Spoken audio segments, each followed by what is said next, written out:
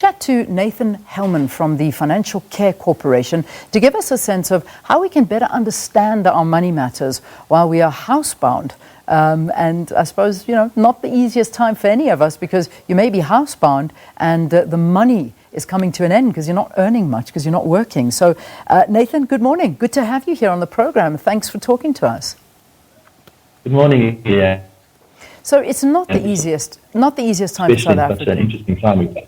Yeah, I'll try and see. I hope our connection's okay. It's a very difficult time for not only South Africans but the world. But as we said in the introduction, it might be the perfect time to take note of your financial position and try and make it better. Talk to us about this. Yes, absolutely. So, Leanne, basically, just to get going, with Financial Care Corporation, we have a campaign that runs throughout the year called the Know Your Cash campaign. It's aimed basically at, and its initiative aimed at empowering all users of our economy with financial literacy, and it was launched actually last year. So, of course, all our activations now have had to be postponed as a result of the COVID-19. But particularly, I'd like to discuss three topics and tied into COVID-19 that we offer with our financial literacy content.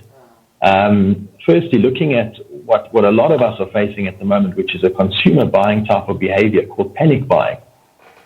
Generally, panic buying is a type of buying behavior which is marked by rapid increase in purchase volume, and it typically causes the price of goods to increase. Now, from a macro perspective, panic buying reduces and creates a higher demand and normally leads to higher price inflation. Something that we're seeing now with your hand sanitizers and your masks across the country. Generally, on a micro level, if you take, for example, your investment markets, you often have traders that go through the fear of missing out, or on social media, what's more associated with FOMO. It triggers a short squeeze that can exacerbate panic buying. But in the midst of this corona outbreak, we're seeing people actually panic buying as a result of fear now. And there's a shortage of supply now that's happening in supermarkets, and people are panic buying, obviously, as a result of a potential lockdown. So now what we have is, consumers that are in a position to stockpile goods, leaving the shelves empty for a long period of time, and therefore disadvantaging other consumers that had to wait for payday. So we're seeing a struggle being created through consumers that are in different earning brackets, unfortunately. Yeah. Everything you're saying is so true. I mean, I've just received a voice message from someone saying, you know what, guys, this shutdown's happening. Go out there, stock up as much as you can, whatever you can get your hands on. And I'm listening to this and I'm cringing at the thought of it. And it's just, this fake news, this news that is going in and out of people is causing a panic that is more disastrous than people actually know. That's just a response to your answer, which is really worrying. What I need to ask you now is financial institutions and companies in some countries have either suspended payments of bonds and rentals for short-term periods, or are at least discussing it. At this point, it hasn't happened here in South Africa. But regardless of this, how can we clamp down on this unnecessary spending? Well, interestingly enough, Leanne, you raised a very important point with what the overseas markets are basically the methods that they're undertaking now to try and assist consumers in these difficult times. So what we're facing now is we're seeing one of the banks actually just released a payment holiday, which they're going for 3 months now to basically alleviate consumers' debt issues that they will be facing inevitably over the next few months. We don't know actually, unfortunately, at this period, how long it's going to last. Some people are saying 18 months now. That could spell absolute disaster, particularly in the SA economy, because the banks obviously play such an important role in regulating our economy. And if it's an instance of too many people defaulting, it's obviously going to be a domino effect for everyone.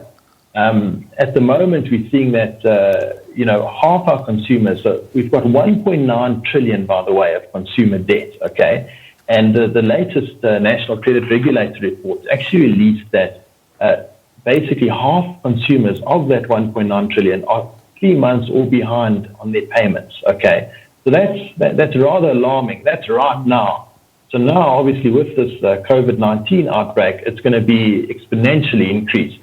So banks are trying their best now to see how can they assist consumers, because the last thing we want is a whole lot of defaults across that debt reserve. It's going to create quite an alarming issue and danger for the economy. Yeah, I mean, if someone is lucky enough, and I do say lucky enough because there are already so many people that are not earning a salary. I mean, I've heard of restaurants that they've closed their doors. They can't do it anymore. I mean, I've even heard of some farming industries that have said, it costs them more to open than it does to just shut operations for a few weeks, see how things go, yes, and then open up. So when I say lucky enough to earn a salary at this time, still, what is the first step that you should do financially? What do you think one should do? Yeah, well, I mean, before I answer that question, I also wanted to, bring to attention people's ability in saving. Okay, people don't have a good habit of saving in South Africa. And I think, look, ultimately, I'm hoping that this pandemic, like everyone else, will pass us by very quickly. But it's going to be a real wake-up call for consumers at the moment who have not been routinely saving, because had you created some kind of a fund, you'd be able to basically target your needs at the moment now and have some kind of a provision towards making payments, for instance, towards your bond, towards your car, and those vital sort of assets that you have.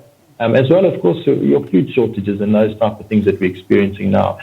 As far as a plan that I would try and put in place now, I would speak to my bank firstly. I would see what my position is with them. Obviously, like I mentioned, one bank has already launched a payment holiday. I would now investigate and see what does my bank have to offer me. Are there any plans that are going to come in place so that I can start, putting together a proper, effective budget and see where I can provision my funds? Because, of course, if you do have a payment holiday, yes. The payment holiday does not mean that those payments are basically gone. Of course, they're going to be added onto your bond at the end of the period. The time that the bond is supposed to be matured.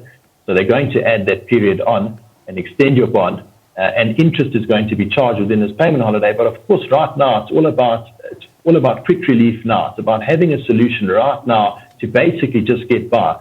As you mentioned, people's salaries are going to be impacted, especially for commission earners.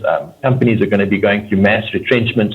I know, for instance, SAS in Italy, it's a big airline there. They've retrenched 10,000 people. I know there's major retrenchments already going on in this country before this outbreak. But ultimately, without diverting too much, it's important right now to structure and have a proper budget in place. So something where you can go and see what is my absolute vital needs right now, have that money set aside for that, see what you can potentially sell that you don't need right now, and just create some kind of a fund and stay on top of your credit, stay on top of your debt management. You don't want a backlash potentially after this COVID-19 clears, where you've got this mountain of debt that you obviously can't climb out of. Final question to you. A lot of people are obviously going to be paid at the end of this month. We're going to see payments coming in now, this week. And we may see another panic buying frenzy. What should one be doing with a paycheck at the end of the month? I mean, obviously you need to stock up if that's how you feel. But, we're in for another wave, whether we like it or not. No, it's a good question. I mean, obviously, it's pertaining to everyone. So all consumers are going to be faced with this issue, and that's what makes it so dangerous. I think already now supermarkets as well have put out warnings to say, guys, please don't stock up too much, because of course for them it's affecting their whole method of supply and their whole inventory system. But ultimately, look, you need to also be aware, because of this pandemic that's going on. We're forgetting about all the load shedding that we had. So imagine now stockpiling your freezer with a whole lot of meats and chicken and all that type of stuff, and then to come to a massive load shedding. And if you're not in a position to have a generator, lose all of that essential produce that you purchased. I would say, look, focus on what is the most necessary. I'd say focus on your tin foods, your things that can basically keep for a good period of time. Try not stockpile too much on your fresh type of freezable goods, and really, I think ultimately it's important that we need to try and manage the situation as best as possible. To yes, of course, fear is amongst all of us, but let's try and be as rational as possible. Without basically outspending ourselves and, like I said, putting ourselves into more debt until we fully know exactly what's going on with this COVID-19. I think it's all about really being as well as informed as possible with the news streams, understanding exactly what the situation is.